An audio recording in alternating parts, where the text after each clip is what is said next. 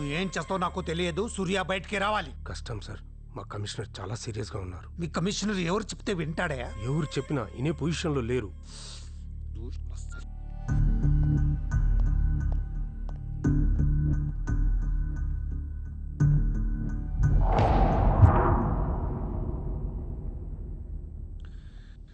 వీడి మీద charge sheet file చేయండి. ఎన్ని వీలైతే అన్ని కేసులు పెట్టండి. వీడి బయటికి రాకూడదు మళ్ళీ. హలో, చెప్పమ్మా. సారీ నాన్న, నేను అనవసరంగా వాడిని లవ్ చేశాను. మిమ్మల్ని చాలా బాధ పెట్టాను. అలాంటి వాడు నాకు తెలియదు నాన్న. ఇట్స్ ఓకే అమ్మా, బాధపడకు. లైఫ్లో ఒక్కొక్కసారి ఇలాంటి వెదవులు తగులుతుంటారు. మనం ఏం చేయలేం. Chitra Chitra Chitra what's happening? Chitra Chitra what's happening there? ఏయ్, ఎవరది?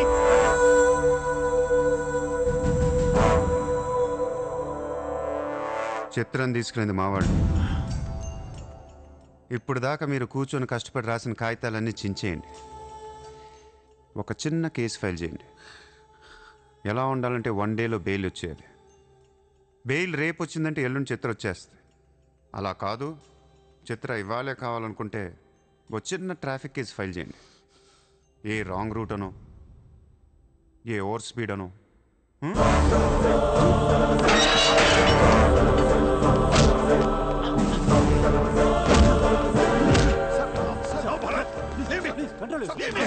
నా కూతుర్నే కిడ్నాప్ చేస్తావా? ముంబైని బాగు చేద్దామని కలగన్నాన్రా. నువ్వు వచ్చి నా కళను నాశనం చేస్తున్నావు సార్. ఇక్కడ ముంబైలో ప్రతి ఒక్కడికి ఒక్కొక్క కళ ఉంటుంది సార్. మీ కళ నాకు నచ్చదు, నా కళ మీకు నచ్చదు. అందుకే ప్రపంచం కోసం ఎవడు కళ కన్నది కలగానే ఉండిపోయింది సార్. మీకోసం కలకనండి, మీ కూతురు కోసం కలకనండి. పాపం అది అక్కడ ఏడుస్తూ ఉంటుంది సార్. అది ఏడిస్తే మీకు నచ్చదు, నాకు నచ్చదు. Emotional blackmailing me, how dare you! దయచేసి నా మాట వినండి సార్. మ్యాటర్ నీకు సీరియస్ చేయొచ్చు సార్, ప్లీజ్. అవును సార్, సీరియస్ చేయకండి.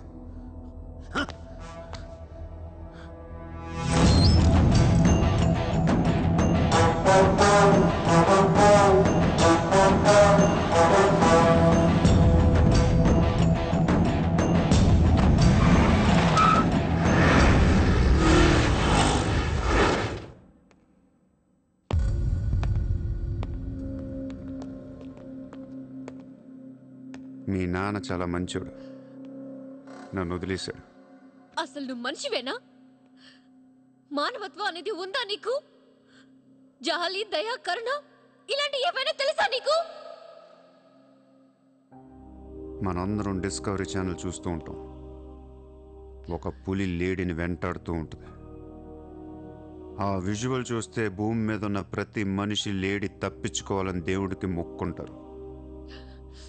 లేడీ తప్పించుకోగానే ఆనందంతో క్లాప్స్ కొడతారు, టీవీ కట్టేస్తారు, కోడిని కోసుకొని బిర్యానీ తినేస్తారు. వీళ్ళకి ఆ కోడి మీద కానీ లేడీ మీద కానీ జాలి ఉండదు. ఆ పులంటే కోపం. దాన్నేమీ పీకలేక జాలి, కరుణ అని కబుర్లు చెప్తారు. మనుషులు కదా, అందుకే మానవత్వం గురించి మాట్లాడతారు. చల్, ఇంటికి పోదాం పద. మీ నాన్న అక్కడ ఏడుస్తూ ఉంటాడు.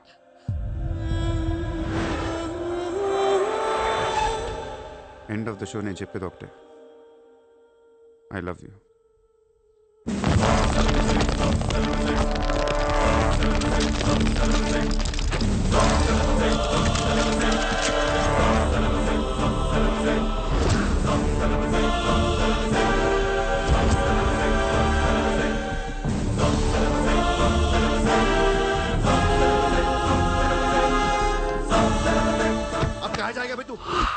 अब कहाँ जाएगा बोल, कहाँ जाएगा? सारा भी इशारा कर दिया, साले को यही ठोक देता हूं. అలా ఇష్టం వచ్చినట్టు కాల్ చేస్తే మీకు నాకు తేడా ఉండదు సార్. అసలు మీరు మనుషులేనా? మానవత్వం లేదా? జాలి, దయ, కరుణ ఏం లేవు. అని నీ మీద జాలేంట్రా సార్? మీరు ఊరండి, వాడిని ఇప్పుడే వేసేస్తా. ఇక్కడ భరత్ ఎవరమ్మా? నేనే. మీ మదర్ టెంపుల్కి వెళ్ళారు కదా, ఆవిడ ఇంకా ఇంటికి రాలేదు, మా దగ్గరే ఉంది. నేను వెళ్ళాక ఆవిడ తిరిగి వస్తారు. ప్లీజ్ ప్లీజ్ ప్లీజ్ ఇరిటేట్ అవ్వకండి. మనందరికీ ఫ్యామిలీస్ ఉన్నాయి, సెంటిమెంట్స్ ఉన్నాయి, అందరూ చదువుకున్నారు. కూల్గా ఉండండి. డిపార్ట్మెంట్ నేను అగేన్స్ట్ కాదు సార్. దయచేసి నా మీద కక్ష కట్టకండి. Happy sir. ఇంతమంది పోలీసుల మధ్య మిమ్మల్ని ఒకటి అడుగుతాను సార్. మీ కూతురు నిజంగానే ప్రేమించాను. తనంటే నాకు ప్రాణం సార్. తన కోసం ఏమైనా చేస్తాను. తను నాకిచ్చి పెళ్లి చేస్తారా? అన్నీ ఆపేస్తాను. అది జరగని పని.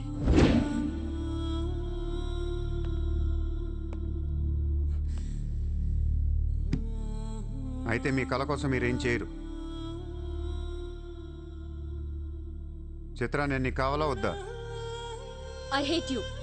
మళ్ళీ చెప్పు. I hate you. అయితే నా పని నేను చేసుకోవచ్చు. మీకు ఎటువంటి అభ్యంతరాలు లేవు.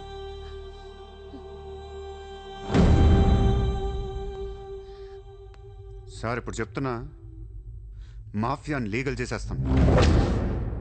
మీరు కానీ మీ సిస్టమ్ కానీ టచ్ అండ్ రేంజ్కి వెళ్తాను. అప్పుడొచ్చి చిత్రం తీసుకెళ్తాను. ఇష్టం ఉన్నా లేకపోయినా.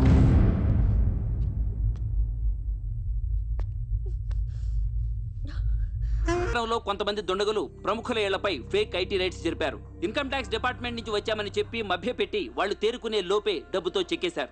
అంతా బ్లాక్ మనీ కావడం వల్ల ఎవరూ నోరు విప్పడం లేదు. పోయిన డబ్బు దాదాపుగా 100 నుంచి 200 కోట్ల వరకు ఉంటుందని అంచనా. డెఫినెట్ గా ఇది వాడు చేయించిన పనే. ఇలాంటి క్రిమినల్ ఐడియాస్ ముంబైలో వాడికి తప్ప ఎవరికి రావు. మన కర్మ. ధారావిలో వాడు ఒక పెద్ద హీరో. వీడు అనుకున్నట్టు లాలుగాడు మేయర్ అయితే గాన్. అసలు వాడిని పట్టుకోలేం. అరే క్రోడ్స్ ఆఫ్ రైడ్ అవుతున్నప్పుడు నాకు ఫోన్ చేయాలి కదా. ఏం చేయమంటారు సార్? ఫోన్లు లాగేసుకున్నారు, తలుపులు మూసేశారు. మీ డబ్బుతో పాటు మా డబ్బు కూడా మొత్తం పట్టుకెళ్ళిపోయారు. ఫూల్స్. రైడ్ చేసే వాళ్ళని చూస్తే చెప్పొచ్చు ఒరిజినల్ ఫేకా అని. ఏంటి సార్ చెప్పేది? ఒకడేమో గన్ను తీసి టేబుల్ మీద పెట్టాడు. ఇన్కమ్ ట్యాక్స్ ఆఫీసర్స్ కూడా గన్నులు ఇచ్చారేమో అనుకున్నాను. అనుకుంటాం.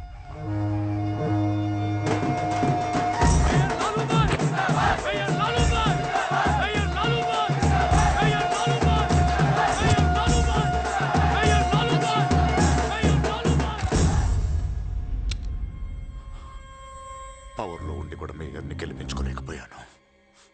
పర్రు అంతా పోయింది. ఇప్పుడు ఇలాగే ఊరుకుంటే సూర్యాబాయ్ అనే సౌండ్ ముంబైలో డబుల్ ట్రిపుల్ అవుద్ది. ముంబై మన చేతుల నుంచి జారిపోద్ది. ఆపాలి వాడిని. నువ్వు చాలా తప్పు చేస్తున్నావే. వాడు మోసం చేయాలనుకున్నప్పుడు నువ్వు లవ్ చేసావు. వాడిప్పుడు నిజంగా లవ్ చేస్తుంటే వద్దంటున్నావు. వాడిది లవ్వా?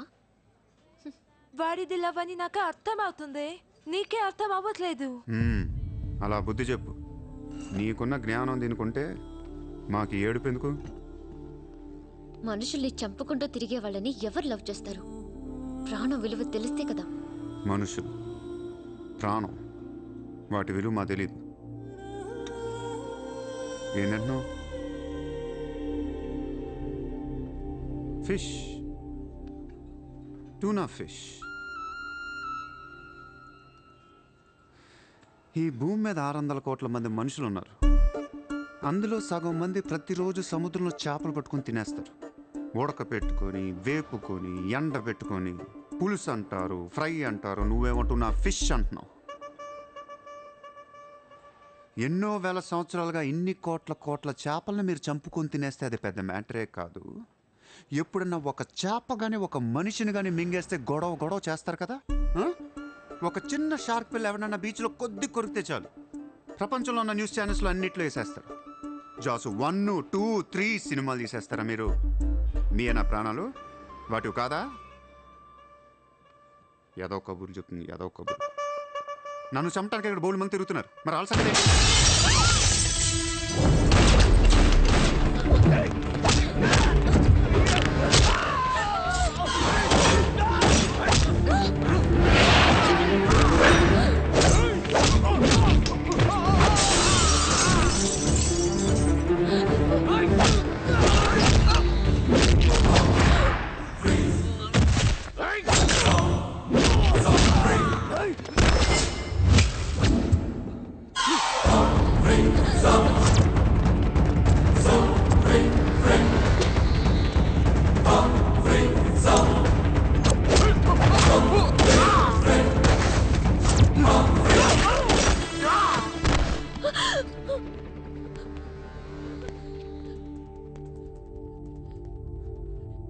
మళ్ళీ జన్మ అంటూ ఉంటే మనిషిగా పుట్టను. షంటేస్తున్నారు ఇక్కడ. ఇదే నా లాస్ట్ జన్మ. మళ్ళీ దొరకను నేను. నాతో ఉంటా. ఎలా ఉండను? ఇలా రోజుకొకటి చంపుతుంటే ఎలా ఉండను? ఎందుకు చేస్తున్నావు ఇదంతా? అప్పుడప్పుడు టెర్రరిస్టులు బాంబులు పెడుతూ ఉంటారు ఐడెంటిటీ కోసం. అప్పుడప్పుడు వినాయకుడు పాలు తాగుతూ ఉంటాడు నేను కూడా ఉన్నాను అని. అదే వినాయకుడు కానీ రోజు పాలు తాగితే ఇక్కడ ఎవడు పోయాడు. ఈ జనాన్ని భయపెట్టాలంటే అప్పుడప్పుడు మర్డర్ చేయాలి లేదా పాలు తాగాలి. తాగేరా, తాగే. నన్ను చంపి నా రక్తం కూడా తాగే. అలా వదిలేలకో. నువ్వు వదిలేసి వెళ్తే ఇంకా డేంజరస్గా తయారవుతాను. అయిపో, సర్వనాశనం అయిపో.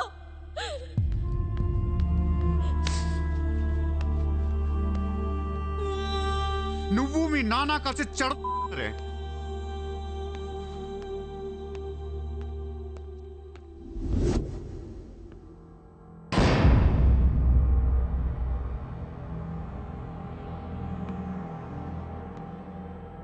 బిజినెస్ ఎక్స్పాన్షన్ చేయాలి.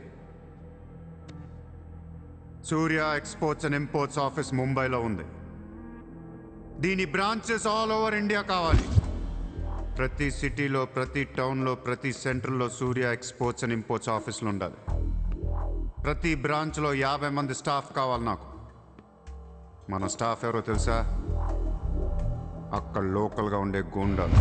ఈ గూండాలందరూ లోకల్ పొలిటీషియన్స్ దగ్గర అక్కడో ఇక్కడో పడుంటారు. ఎవడో వీళ్ళకి నెల నెల డబ్బులు ఇవ్వరు. కానీ మనం వాళ్ళకి ఫిక్స్డ్ శాలరీస్ ఇచ్చి పెట్టుకుందాం. 50 लोग क्यों? జస్ట్ ఇమాజిన్ 50 మంది నడిచొస్తుంటే ఎలా ఉంటుందో.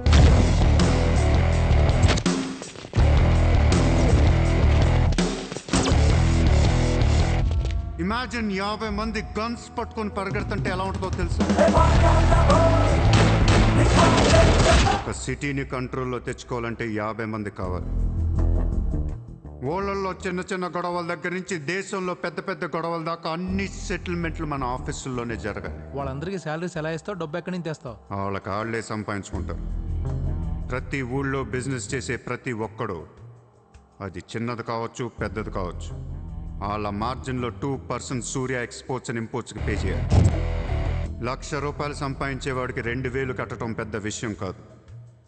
వాళ్ళకి మన సపోర్ట్ ఉంటుంది. ఏ ప్రాబ్లం వచ్చినా మనం చూసుకుంటాం. చిన్నోళ్ళు ఓకే, పెద్దోళ్ళు ఇస్తారా? ఇవ్వకపోవటానికి ఇది బిజినెస్ ప్రపోజల్ కాదు, ఇట్స్ అన్ ఆర్డర్. బిజినెస్ చేసే ప్రతి వాడికి ఆఫీస్ ఉంటుంది. ఆఫీస్లో టేబుల్ ఉంటుంది. ఆ టేబుల్ మీద మన గన్ పెట్టండి. ఇండియాలో ఉన్న ప్రతి ఆఫీస్ టేబుల్ మీద మన గన్స్ ఉండాలి.